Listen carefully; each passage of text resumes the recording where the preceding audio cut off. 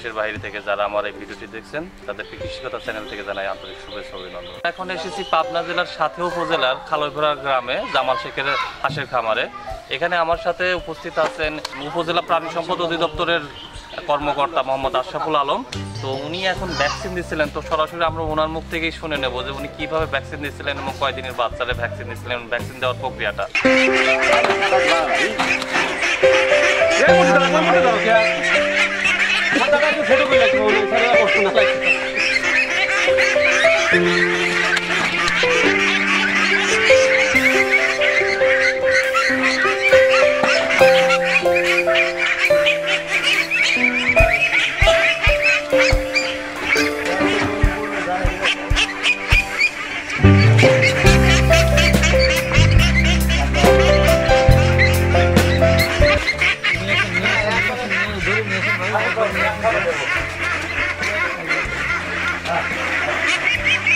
अभी वाला क्या करोगे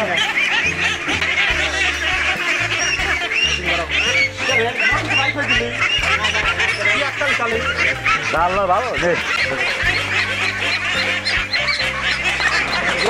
সেই দেওয়া লাগে